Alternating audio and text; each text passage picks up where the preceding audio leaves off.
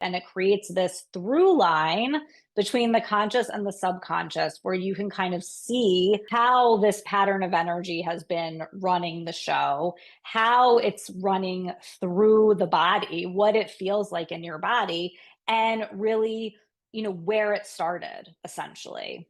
And this is what I call your core wound, right? And this is another thing that I think through the process of breath work, I've been able to really distill down is that there's really only one pattern of energy, one belief or moment that you continue to recreate in all areas of your life, right? And it might look different, it might be different circumstances, but it's all a result of that same pattern of energy, right? And that's what I call your core wound. The Eastern traditions call it samsara. It's like a groove, right? It's like this thing that keeps repeating over and over and over again.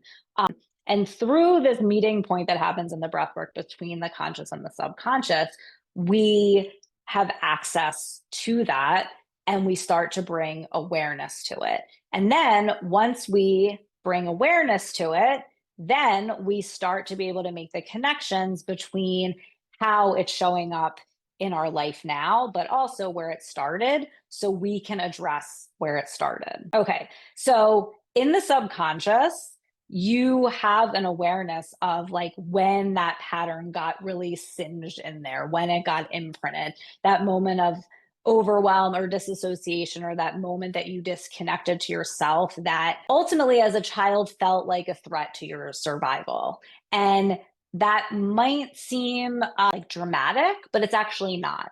Because as a young child, you believe or that you need your parents in order to survive, right? You're not going to survive without them. And if you perceive them as not being connected to you, or not being able to meet your needs, or not loving you in the way that you needed to be loved, it actually feels like a threat to your survival. And in that moment or collection of moments over time, it would have felt completely overwhelming. You might have like had that fight or flight or freeze response, which is also a form of disassociation where you kind of leave your body and you feel that disconnection, which is ultimately like panic, fear, dread, because you feel like it's a threat to your survival, right? So this is kind of like that inception point, that point where the core wound started. And this is living in the subconscious. And then when the subconscious and the conscious converge during breath work, now there's like this opportunity to see how that one moment is showing up in all these different areas of your life. And then you can start to address that version of you at that moment in time to acknowledge and reconcile like when that imprint was created. But the really important piece of this here is that like without the breath work, this would be, I'm not going to say impossible to find, but the breath work is kind of this like direct line to it, because you're directly being able to access the subconscious mind. So you're able to really access this like this through line, right? This connection of energy from where this began to how it's showing up now. And then you have this really powerful opportunity to acknowledge that and start to address it and create a change in your life now. And when you are able to harness this, you can create change really quickly, and you can create permanent change really quickly. That is the really cool thing. And I just wanted to speak to like, because I know there's a lot of different like inner child work and parts work and all these different modalities that address this type of thing of like the inner child and working with different parts of yourself that were hurt at different moments in time. And, one of the things that I really think is important is, like I said in the beginning, like the simplicity and the distilling down of like working with just one thing, I think is really important. Because when we look at, all of these things that happen to you over time, right? We obviously have all had more than one traumatic moment in our lives and more than one thing that happened to us that really impacted us. But if we're able to see how it's kind of all distilled down to like one pattern of energy, and because that pattern of energy was operating from when you were really young, that's why you kind of perceived all of these other things that happened to you in the way that you did, or maybe that's why different relationships showed up in the way that they did because of this pattern of energy, right? So we simplify it into this one thing, this one core wound, and then all you have to worry about is that. You don't have to like talk about every single thing that ever happened to you unless it comes up and it feels like you need to, but it makes it very simple. It makes it tangible, and it makes it so that you have a really clear way to go from challenged or repeating pattern or triggered to understanding what's happening, and then how to shift it so that it shifts in your life now. And then this is the other really important piece of the puzzle here, is the practice piece, right? And I think that this is something that, when I go back to like asking that question of like, why do people, do therapy or personal growth work for so long and not get the results that they want? And I think this is like the other really important piece of it, along with like the core wound and finding that pattern of energy, is really making your own practice out of addressing it within yourself in each moment. And I think that like that's really where the rubber meets the road in creating a permanent change, is being able to shift within yourself in each moment using the tools that I'm going to share.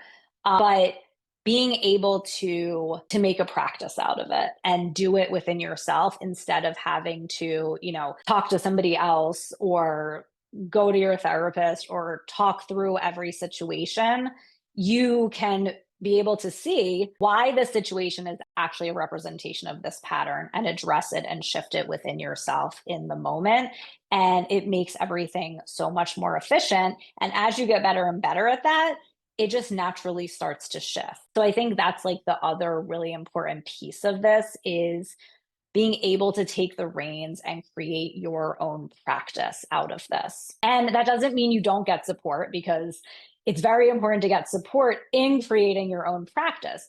But once you get better and better at it, then you ultimately have the ability to shift your energy and take your power back in every moment, every circumstance, every situation, no matter what's going on. So you don't feel like you're being thrown with the wind based on the things that are happening around you. And that is really like the true gift of this work, is that you can shift your energy and you can come back into your power no matter what is happening in front of you, whether it's like your boss or a work situation or your business or your romantic partnership or your family or whatever it is. You don't have to be at the effect of those things in the same way once you develop a practice out of addressing this core wound. And that is like the biggest gift out of all of this. So to go back to kind of like how we use breath work to permanently heal trauma, it really is about being able to make that connection between everything you're experiencing now and what you experienced in the past, and how they're not separate, but all expressions of the same energy or the core wound, and then being able to address it, right? So it's kind of this like combination of recognizing this pattern of energy or the core wound through the breath work, and then processing the emotions through the breath work, and then developing a practice of shifting it. And I'm going to talk about that in a little bit. So over the last 25 years, this is what I've come up with as to like, what are the ingredients to permanently heal trauma? And again, that's why the breath work is so important, because like I said, there are suppressed emotions that are kind of holding this whole operating system in place, right? A lot of times the coping mechanisms that we've developed as a result of the core wound, things like overgiving or people pleasing or self-abandonment or the need to control, or all of those types of things are coping mechanisms that we created to deal with the idea that, there's something wrong with me or I'm not good enough. So in order to cope with that, we would be like, okay, well, if I just do whatever everyone wants me to do, then maybe I will feel good enough, or maybe I will feel like there's nothing wrong with me, right? So we create these coping mechanisms to deal with that wounding. And those coping mechanisms will also kind of like hold it in place. So when we want to do something like dismantle a behavior like people pleasing or overgiving or being controlling, what's really necessary to shift it is to feel the feelings that are underneath of it that are holding that whole operating system in place, right? Because when these things happened as a young child to make you feel like you weren't good enough, like whether it was just like, your parents not being there in the way that you needed, or, them saying things to you over time that led to you believing there was something wrong with you, there are feelings associated with that that you would have suppressed. Because again, trauma is something that's overwhelming, too overwhelming for you to process. So you stuff it down, right? So the feelings are stuffed down, and they're kind of like holding all of this in place. So we have to address the feelings and feel them. And the breath work is like the most efficient way to do that. And then you start to notice how that core wound is showing up in the present. Being able to draw those parallels and make that connection is huge. That can take a little bit of time too, because sometimes it can feel like it's all these different circumstances, like what's happening with your partner is very different than what's happening, over here at your job. But like once we distill it down, we realize it actually is all of the same energy, right? So sometimes it takes some time to be able to notice how it's showing up in the present. But then once we can make that connection and start to become aware that it's not actually about, your boss, and it's really just about your inner child who needs acknowledgement or who feels like there's something wrong with her, then we can start that process of reconciliation, giving your inner child what she needs and coming back to your power. And obviously, there's more to being able to do that, but I've just kind of simplified it here so you can understand the process.